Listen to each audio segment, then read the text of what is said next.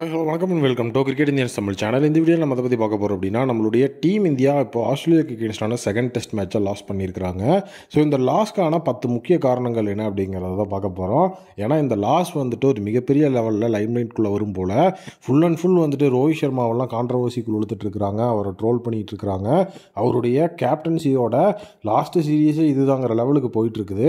So அப்படி இந்த ஒரு மேட்ச்சில் வந்துட்டு எதனால இந்தியா தோல்வியை தழுவினாங்க அப்படிங்கிறத நம்ம கண்டிப்பாக பார்க்கணும். ஸோ அதில் 10 ரீசன்ஸ் நான் எடுத்துகிட்டு வந்திருக்கேன். ஒவ்வொரு ரீசனாக பார்ப்போம். ஸோ ஃபஸ்ட்டு ரீசன் என்ன அப்படின்னா, under performance of key players. So காரணம் என்ன அப்படின்னு வந்து பார்த்தீங்கன்னா, இப்போது நம்ம வந்து கீ பிளேயர்ஸ் அப்படிங்கிறத விட கீ பேட்ஸ்மேன்ஸ்னு கூட வைக்கலாம். விராட் கோலி, கேஎல் ராகுல், சுப்மன் கில், ரோஹித் சர்மா அப்படின்னு சொல்லிட்டு ஸோ அந்த இடத்துல வந்துட்டு ஒரு பட்டியலே இருந்தது. பேட்டிங்கில் டாப் 5ல எல்லாருமே கீ பிளேயர்ஸ் தான். ஸோ இதில் யாருமே இந்த மேட்ச்சில் வந்து பெர்ஃபார்மன்ஸ் அப்படிங்கிறத பண்ணல. ரோஹித் சர்மா மிடில் ஆர்டரில் வந்துட்டு பேட்டிங் பண்ணுறேன் அப்படின்னு சொல்லும்போது, கேஎல் ராகுல் டாப்பில் இருக்கிறாரு. கேஎல் ராகுல் அப்போது நல்ல ஒரு பெர்ஃபார்மன்ஸை டாப்பில் கொடுப்பாரு அப்படிங்கிற மாதிரி எல்லோரும் எதிர்பார்த்தோம். ஸோ அந்த இடத்துல எஸ்எஸ் ஜெய்ஷ்வாலும் வந்துட்டு ஃபெயிலு, கேஎல் ராகுலும் ஃபெயிலு, மிடில் ஆர்டரில் இறங்கி வந்த ரோஹித் சர்மாவும் அந்த இடத்துல பெர்ஃபார்மன்ஸை கொடுக்கல. ஸோ விராட் கோலியும் அந்த இடத்துல வந்துட்டு பெர்ஃபார்மன்ஸ் பண்ணல. சுப்மன் கில் தான் இவங்க எல்லாத்தையும் கம்பேர் பண்ணும்போது ஒரு டீசெண்டான பெர்ஃபார்மன்ஸை கொடுத்தாரு. டோட்டலாக ஓவராலாக பார்த்தீங்கன்னா நிதிஷ்குமார் ரெட்டி தான் அந்த இடத்துல பேட்டிங்கில் இந்தியாவுக்காக அதிக ரன்கள் அடிச்சது. இதே நீங்கள் ஆஸ்திரேலியா எடுத்தீங்கன்னா, ஸோ டோட்டலி வந்து பார்த்தீங்கன்னா அந்த இடத்துல full and full Marnus Labuschagne, Travis Head ஒரு மிகப்பெரிய லெவலில் வந்து பார்த்தீங்கன்னா சூப்பராக பெர்ஃபார்ம் பண்ணாங்க. ஸோ அங்கே 2 கீ பிளேயர்ஸ் பெர்ஃபார்ம் பண்ணியிருக்காங்க. இங்கே யாருமே பெர்ஃபார்ம் பண்ணல. இன் பேட்டிங்கில் இந்தியாவோட கீ பிளேயர்ஸ் சொதப்பி இருக்கிறாங்க. இதுதான் ஃபஸ்ட் ரீட்டன். ஸோ அடுத்தது வந்து பார்த்தீங்கன்னா, ஆஸ்திரேலியாவோட அந்த ஒரு எஃபெக்டிவ் பவுலிங் முன்னாடி டீம் இந்தியாவால் நிற்க முடியல அப்படிங்கிறது தான் உண்மை. ஸோ ஆஸ்திரேலியாவை பொறுத்த வரைக்கும் ஸோ அவங்களுடைய பவுலிங் அப்படிங்கிறது உண்மையாகவே வந்துட்டு ரொம்ப எஃபெக்டிவாக தான் இருந்தது. ஜாஸ் ரூட்டை ட்ராப் பண்ணி உள்ளுக்குள்ளே வந்து பார்த்தீங்கன்னா ஸோ அவங்க போலாண்ட் எடுத்துகிட்டு வந்தாங்க. அந்த ஒரு சேஞ்ச் அப்படிங்கிறது உங்களுக்கு எஃபெக்டிவாக ஒர்க் ஆகிருந்தது.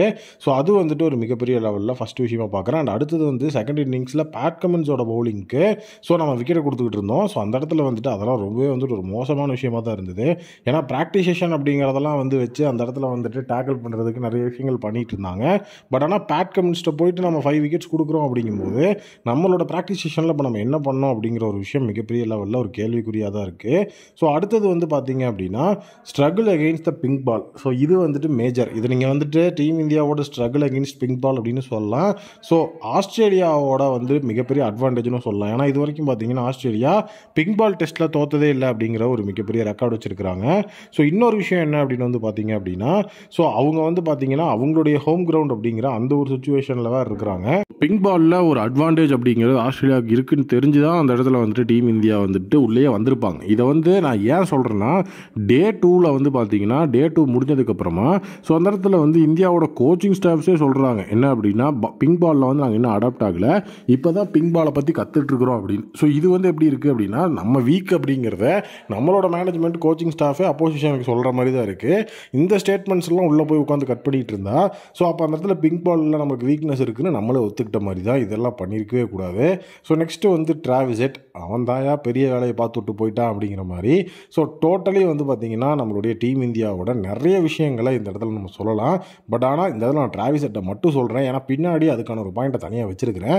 டிராவிஸ் ஹெட் 140 ரன் அடித்தார். ஸோ ஈஸியாக வந்து பார்த்தீங்கன்னா டிராவிஸ் ஹெட்டை நம்ம வந்துட்டு எடை போட்டுற முடியாது. ஏன்னா ஃபஸ்ட் டெஸ்ட்டில் வந்துட்டு அவர் ஃபெயில் ஆனார் அப்படிங்கிறதுக்காக செகண்ட் டெஸ்ட்டில் கண்டிப்பாக இவங்க வந்து டிராவிஸ் ஹெட்டை லைட்டாக எடை போட்டாங்க அப்படிங்கிறது நல்லாவே தெரியுது. இதில் இன்னொரு விஷயத்தையும் ஆட் பண்ணணும் அப்படின்னா, நம்ம வந்துட்டு ஏர்லி பிரேக்ஸை வந்துட்டு கேபிட்டலைஸ் பண்ணவே இல்லை அப்படிங்கிறது. நம்மளோட ஃபீல்டிங் ரொம்ப மோசமாக இருந்தது. டிராவிஸ் ஹெட்டுக்கெலாம் 2 ஆப்பர்ச்சுனிட்டியாக ஒரு 15 ரனில் இருக்கும் போதெல்லாம் விட்டோம். ஸோ ரிஷப் பண்ட் கேட்ச் எல்லாம் ட்ராப் பண்ணார். அதுக்கப்புறம் ஒரு 140 ரன் அடித்தார். ஸோ இந்த மாதிரி விஷயங்கள் சிராஜ் அண்ட் ரிஷப் பண்ட் ஆளுக்கு ஒரு ஆப்பர்ச்சுனிட்டி. ஸோ அந்த இடத்துல ஏர்லியாக பிரேக் த்ரூ கிடைக்க வேண்டிய சுச்சுவேஷனில் வந்து தவற விட்டாங்க. ஸோ அந்த ஒரு ஏர்லி ஆப்பர்ச்சுனிட்டி கிடைச்சிருந்ததுன்னா மேட்ச் கண்டிப்பாக இன்றைக்கெல்லாம் கூட முடிஞ்சிருக்கிறதுக்கெலாம் வாய்ப்பு இல்லை. ஏதாவது ஒரு விஷயம் பண்ணியிருக்கலாம். ஏன்னா டிராவிஸ் ஹெட் ஒத்தாளாக வந்து பார்த்திங்கன்னா அந்த இடத்துல மொத்தமாக முடிச்சுட்டு போகிற மாதிரி தான் அவரோட பேட்டிங்கே இருந்தது. ஸோ அந்த விஷயத்த கண்டிப்பாக நம்ம வந்துட்டு ஃபீல்டிங்கில் ரொம்ப அதிகமாக வந்து கவனம் செலுத்தியிருக்கணும். ஃபீல்டிங்கில் கவனம் செலுத்தாம விட்டது ஒரு மிகப்பெரிய தப்பு. ஸோ நெக்ஸ்ட்டு வந்துட்டு இந்தியன் டீமோட பேட்டிங் கொலாப்ஸ். ஃபஸ்ட்டு நம்ம பார்த்தது கீ பிளேயர்ஸ் வந்துட்டு பெர்ஃபார்ம் பண்ணல அப்படிங்கிறது. டோட்டலி அந்த இடத்துல வந்துட்டு பேட்டிங்கே நம்ம பண்ணல. ஏன்னா ஃபஸ்ட் இன்னிங்ஸில் சரி ஓகே 200க்கு அண்டரில் வந்து ஆல் அவுட் ஆகிறோம். செகண்ட் இன்னிங்ஸ் நம்ம தான் டார்கெட் செட் பண்ண போகிறோம் அப்படின்னா கண்டிப்பாக அந்த இடத்துல நம்ம என்ன மாதிரி ஆடி இருக்கணும் அப்படிங்கிற ஒரு விஷயம் இருக்குது. மறுபடியும் நம்ம அண்டர் 200க்கு ஆல் அவுட் ஆகி 19 ரன் தான் டார்கெட் கொடுக்குறோன்னா அப்போ நம்ம என்ன பேட்டிங் ஆடணும் அப்படிங்கிறத நம்ம யோசிக்கணும். டோட்டலி அங்கே யாருமே பெர்ஃபார்ம் பண்ணல. இன்னொரு விஷயம் என்னென்னா, இந்த கீ மொமெண்டம் அப்படிங்கிற ஒரு விஷயத்த சொல்லுவாங்க. ஸோ அது வந்து பார்த்தீங்கன்னா, எதுக்காக அவங்க வந்துட்டு 3 சேஞ்ச் இந்த மேட்ச்ல பண்ணாங்க அப்படிங்கிறதே ஒரு சுத்தமா புரியாத விஷயம்.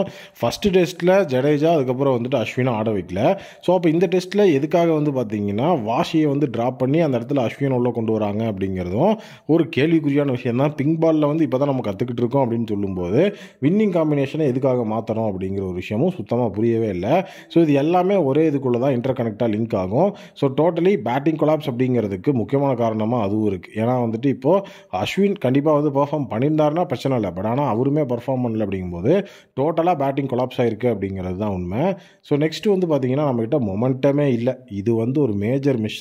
எந்த இடத்துலையுமே அதாவது வந்து நீங்கள் வந்துட்டு நம்மளுடைய ஆஸ்திரேலியாவோட ஃபஸ்ட் இன்னிங்ஸ்லேயே டிராவிஸ் ஹெட் அடித்து போட்டு பொழந்ததில் அவங்கக்கிட்ட மொமெண்டம் போயிடுச்சு. ஸோ டே 2லேயே நமக்கு தெரிஞ்ச ஒரு விஷயம் என்ன அப்படின்னா, ஸோ மொமெண்டம் அவங்க பக்கம் போயிடுச்சுன்னு.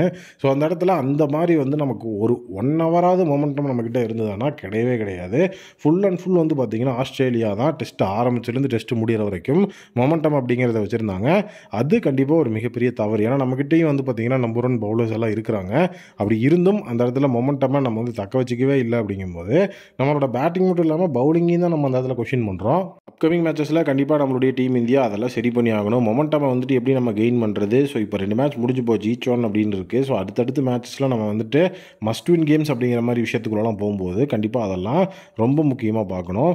அடுத்தது இந்த தோல்விக்கு முக்கியமான காரணமாக பார்க்குறது இந்த சீரியஸோட ப்ரெஷர். ஏன்னா WTCயோட ஃபைனல்ஸை நம்ம போய் ரீச் பண்ணணும் அப்படின்னா கண்டிப்பாக இந்த சீரியஸை வின் பண்ணியே ஆகணும் அப்படிங்கிற ஒரு ப்ரெஷரோட தான் ஃப்ரம் மேட்ச் ஒன்லேருந்து 2 டீமுமே இருக்காங்க. பட் இந்தியாவுக்கு அது ஒரு எக்ஸ்ட்ரா ப்ரெஷர். ஏன்னா வந்து பார்த்திங்கன்னா இப்போது நம்மளுடைய ஆஸ்திரேலியா டேபிளில் வந்து டாப்புக்கு போயிட்டாங்க WTCயோட பாயிண்ட்ஸ் டேபிளில். ஸோ இனி வரப்போகிற மேட்சஸில் கண்டிப்பாக இப்போ இருந்த ப்ரெஷரை விட இன்னும் ஹெவி ப்ரெஷர் தான் இருக்கும் டீம் இந்தியாவுக்கு. ஸோ அதை வந்து எப்படி தாங்க போகிறாங்கன்னு தெரில. ஏன்னா இந்த இடத்துலையே நம்ம இது ப்ரெஷரு அதனால தான் அவங்க தோத்துட்டாங்கன்னு சொல்லி சமாதானம் ஆகிட்டோம்னா இதுக்கப்புறம் வரப்போகிற ப்ரெஷர்ஸை அவங்க எப்படி ஹேண்டில் பண்ண போகிறாங்க அப்படிங்கிறது சுத்தமாக தெரில. ஸோ நெக்ஸ்ட்டு வந்துட்டு கப்பாவில் வந்து நமக்கு அட்வான்டேஜ் அப்படிங்கிறது இருக்குது அப்படிங்கிற மாதிரிலாம் எந்த இடத்துலையும் நம்ம யோசிக்கவே கூடாது. அது அந்த தடவை அப்போ இருந்த டீமே இப்போ கிடையாது. இப்போ புதுசாக நம்ம புது டீமோடு வந்திருக்கிறோம். அதையும் நம்ம வந்துட்டு மைண்டில் வச்சுக்கணும். ஸோ நெக்ஸ்ட்டு வந்து பார்த்தீங்க அப்படின்னா வெதர் கண்டிஷன்ஸை வந்துட்டு ஒரு பாயிண்ட் அவுட் பண்ணியிருந்தாங்க. வெதர் கண்டிஷன் அந்த இடத்துல ரெயின் வந்து இன்டரப்ட் ஆச்சு. பட் ரெயின் வந்து ஒரு டே ஃபுல்லாக பெஞ்சு அதுக்கப்புறம் ஏதாவது மேட்சஸ் வந்து இருந்தால் நம்ம பேசலாம். பட் அப்பப்போ வந்துட்டு போன ரெயினுக்கெலாம் இந்த இடத்துல வெதர் கண்டிஷன்ஸை பற்றி பேசுகிறதுக்கு வந்துட்டு நான் விரும்பலை. ஸோ வெதர் கண்டிஷன்ஸ் அப்படிங்கிறது வந்து வந்ததுனால தான் டீம் இந்தியா வந்து இந்த மேட்சை லூஸ் பண்ணாங்க அப்படிங்கிறதெல்லாம் லாஜிக்லெஸ் ஒரு ஸ்டேட்மெண்ட் அப்படின்னு தான் வந்து நான் பார்க்குறேன். ஏன்னா வந்துட்டு இதை டோட்டலி வந்து வெதர் கண்டிஷன்ஸில் வந்து இது மட்டும் வரலன்னா இந்த பிளானை நான் இப்படி வந்து எக்ஸிக்யூட் பண்ணியிருப்பேன், இவங்க 19 ரன் அடிக்கிறதுக்குள்ளே நான் ஆல் அவுட் பண்ணியிருப்பேன் அப்படிங்கிறதெல்லாம் கண்டிப்பாக வாய்ப்பே கிடையாது சுச்சுவேஷன். ஸோ லாஸ்ட் வந்து பார்த்தீங்கன்னா ஆஸ்திரேலியாவோட டெப்த்து. ஸோ நீங்கள் வந்து பேட்டிங் எடுத்துக்கிட்டாலும் சரி பவுலிங் எடுத்துக்கிட்டாலும் சரி அவங்களுக்கு நல்ல ஒரு டெப்த் இருந்தது. இந்த தடவை வந்துட்டு நம்மளுடைய டீம்ட்டு அது இல்லை. ஸோ பிளேயிங் லெவனில் சேஞ்ச் பண்ணணும். பட் அது வந்து என்ன மாதிரி பண்ணணும், அந்த டெப்த்தை எப்படி ஆட் பண்ணணும் அப்படிங்கிற மாதிரி விஷயத்தில் வந்துட்டு யோசிச்சு பண்ணாங்கன்னா கண்டிப்பாக எஃபிஷியண்ட்டாக இருக்கும்னு நான் நினைக்கிறேன். இந்த 10 விஷயத்த கண்டிப்பாக வந்துட்டு டீம் இந்தியா நெக்ஸ்ட் மேட்சஸில் வரப்போகிற மேட்சஸில் சரி பண்ணால் வெற்றி நம்ம கிடைக்கிறதுக்கு வாய்ப்பு இருக்குது. ஸோ இதை பற்றி நீங்கள் என்ன நினைக்கிறீங்க அப்படிங்கிற உங்களுடைய ஒப்பீனியனை கமெண்ட் செக்ஷனில் சொல்லுங்கள். மீண்டும் ஒரு புதிய வீடியோ மீட் பண்ணுறேன். Thank you, take care and bye bye.